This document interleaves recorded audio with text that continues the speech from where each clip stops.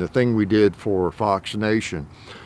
Some of you may not get Fox Nation. I didn't get to subscribe to that, but the thing is a little tricky. I'll tell you what we talked about was the AR-15s and why people want them and need them and all that. I told Tucker I'm not the expert in that, but I can talk about that some, and I did. The weird thing, whenever you find yourself, because we had the M16 there too, John's, and you're showing the difference. For people who don't really know the difference, a lot of people think the AR stands for assault rifle, for one thing, instead of armor light rifle. And a lot of people still think that an AR-15 is like an M16. It's a fully auto firearm.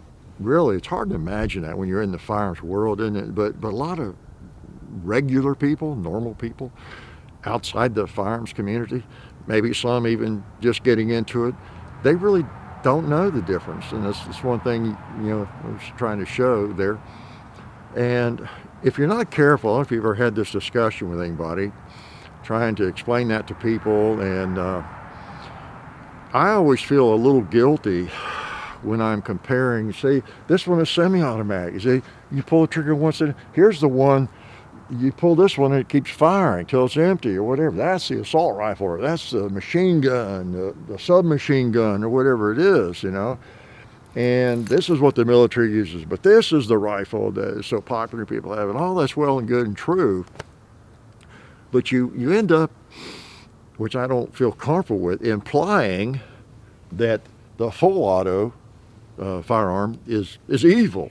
Here's the evil one, here's the good one. I try not to do, I hope I didn't come off that way in the video, because I almost only like to talk about it because of people use it against us.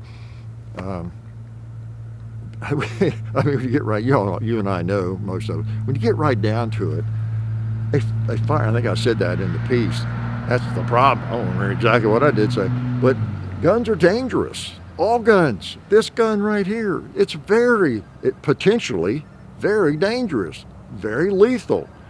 Like a semi-automatic pistol, a revolver, an AR-15, an M16. The difference in danger is just not like night and day or something. A lot of people think of that. This revolver can be very lethal to a lot of people. Just leave it at that. That semi-automatic pistol, the AR-15, that M16, it's not night and day. It's not night and day, okay? There's especially and even between an AR-15 and a select fire rifle, okay? And you don't want to say that too much in that kind of audience. Then they use that as fuel, right? But anyway, I still say the AR-15 rifles like that, they are the teeth of the Second Amendment, and so that's just that. You may not have one, you may not want one, but that's the way that goes. And I just love it when people talk about how when the Second Amendment was written, they didn't know about AR-15s.